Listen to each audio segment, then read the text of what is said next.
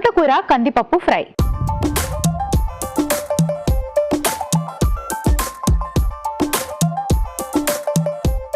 So ఎలా తయారు చేసుకోవాలో ఇప్పుడు చూపిస్తాను.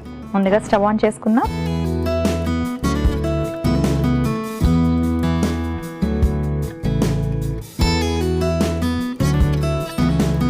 కొంచెం ఆయిల్ వేసుకుందాం.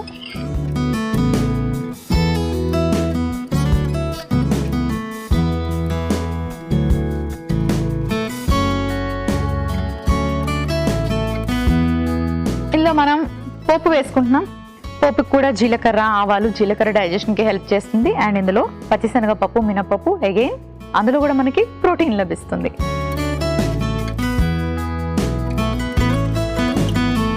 కొంచెం ఎండి మిరపకాయలు, కాస్త పచ్చిమిరపకాయలు అండ్ కాస్త కరివేపాకు. Iron and fibre.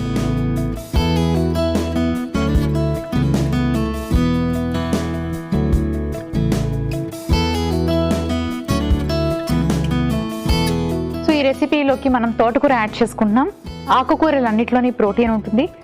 తోటకూరలో కూడా మనకి చక్కటి ప్రోటీన్ ఉంటుంది, ఐరన్ ఉంటుంది, బోల్డ్ అంత మినరల్స్ ఉంటాయి. అండ్ మనకు కావాల్సిన వైటమిన్స్ అన్నీ కూడా మనకి తోటకూరలో పుష్కలంగా లభిస్తాయి. అండ్ అలాగే ఎప్పుడైతే మనం ప్రోటీన్ ఎక్కువగా తీసుకుంటామో ఫైబర్ తీసుకోవడం అన్నది కూడా చాలా ఇంపార్టెంట్. ప్రోటీన్ తీసుకున్నప్పుడు ఫైబర్ తీసుకుంటేనే డైజెషన్ సక్రమంగా జరుగుతుంది. సో మనకి మంచి విషయం ఏంటంటే తోటకూరలో మనకి ప్రోటీన్ ఉంటుంది, ఫైబర్ కూడా ఉంటుంది. రెండు ఉంటాయి కాబట్టి డైజెషన్కి ఇంకా బాగా హెల్ప్ చేస్తుంది.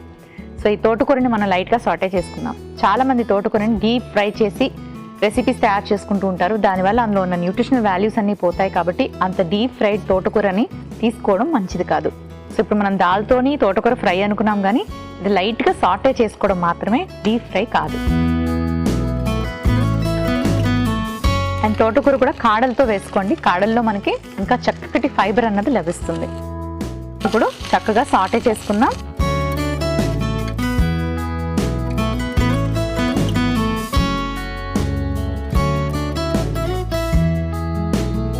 కాస్త వెల్లుల్లి వేసుకుందాం. కొంచెం పసుపు,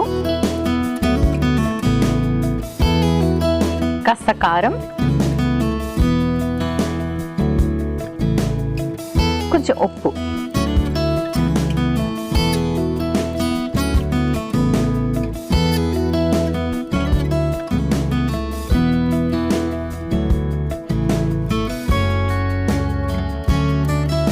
ఇప్పుడు ఇందులోకి మనం యాడ్ చేసుకుంటున్నాం కందిపప్పు. దీన్ని మెత్తగా ఉడికించేసి మ్యాష్ చేసి కాకుండా ఇలా కొంచెం మనకి తక్కువగా ఉడికేలాగా చూసుకోవాలి. అంటే కొంచెం మనకి ఇలా కనిపిస్తూ ఉండాలన్నమాట. ఇలా యాడ్ చేసుకుంటేనే ఈ రెసిపీకి చాలా బాగుంటుంది.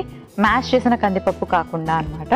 సో ఇందులో కూడా మనకి హై ప్రోటీన్ ఉంటుంది. మీ అందరికీ తెలుసు కందిపప్పులో ప్రోటీన్ ఉంటుందని. సో వెజిటేరియన్స్కి ప్రోటీన్ సోర్స్ ఎలాగా వెజ్ ద్వారా, వెజ్ ఫుడ్స్ ద్వారా అంటే ఇలా చక్కటి పప్పుల్ని కూడా మీరు యాడ్ చేసుకోవచ్చు. సో ఈ తోటకూరలని మనం ఈ పప్పు యాడ్ చేసుకుందాం. సో క్వాంటిటీ చూసారు కదా, పప్పు మనం ఎక్కువే తీసుకున్నాం, అలాగే ఆకుకూర కూడా ఎక్కువే తీసుకున్నాం. అంటే రెండు బ్యాలెన్స్ అయ్యేలా తీసుకున్నాం. అంతేగాని పప్పు ఎక్కువగా తీసుకొని ఆకుకూర ఇంతే తీసుకుంటే దానివల్ల అంత ప్రయోజనం ఉండదు.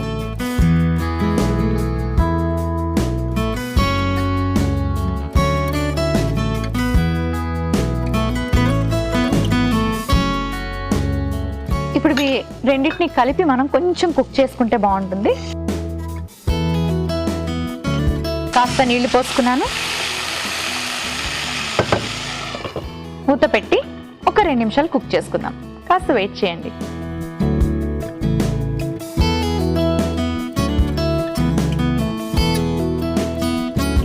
సో చూసారు కదా, కొంచెం వాటర్ వేసుకొని మళ్ళీ మూత పెట్టుకున్నాము. అది కాస్త మగ్గి మనకి రెడీగా ఉంది. సో మ్యాష్ అయిపోయినట్టుగా కాకుండా కందిపప్పు ఇలా తయారు చేసుకుంటే బాగుంటుంది. అండ్ అలాగే తోటకూరని డీప్ ఫ్రై కాకుండా ఇలా లైట్గా ఫ్రై చేసుకుంటే కూడా మనకి ఆరోగ్యానికి చాలా మంచిది. న్యూట్రిషనల్ వాల్యూస్ అన్నీ కూడా మనకి ఈ రెసిపీ ద్వారా అందుతాయి. రెడీ అయిపోయింది. సర్వింగ్ బౌల్ తెచ్చుకుంటాను.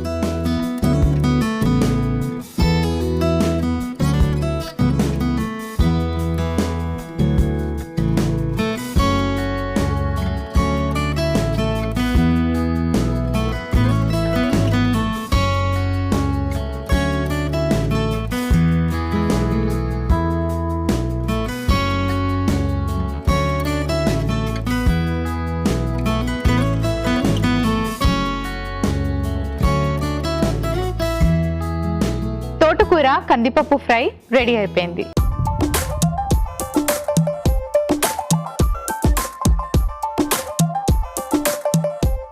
తోటకూర కందిపప్పు ఫ్రైకి కావలసిన పదార్థాలు: తోటకూర 1 కప్పు, కందిపప్పు 1 కప్పు, పసుపు 1/2 టీ స్పూన్, కారం 1/2 టీ స్పూన్, పచ్చిమిర్చి ముక్కలు 4, ఉప్పు తగినంత, ఎండుమిర్చి 2, కరివేపాకు కొద్దిగా, వెల్లుల్లి తరుగు 1 టీ స్పూన్, పోపు దినుసులు 1 టీ స్పూన్, నూనె 1 టీ స్పూన్. తోటకూర కందిపప్పు ఫ్రై తయారు చేసుకునే విధానం: ముందుగా స్టవ్ ఆన్ చేసుకుని పాన్ పెట్టుకుని కొద్దిగా నూనె వేసి పోపు దినుసులు, ఎండుమిర్చి, పచ్చిమిర్చి, కరివేపాకు, తోటకూర, వెల్లుల్లి తరుగు, పసుపు, కారం, ఉప్పు వేసుకొని ఉడికించిన కందిపప్పు వేసి కొంచెం నీళ్లు పోసుకొని మూత పెట్టి దగ్గర పడేదాకా ఉడికించుకొని సర్వింగ్ బౌల్ లోకి తీసుకొని సర్వ్ చేసుకుంటే తోటకూర కందిపప్పు ఫ్రై రెడీ.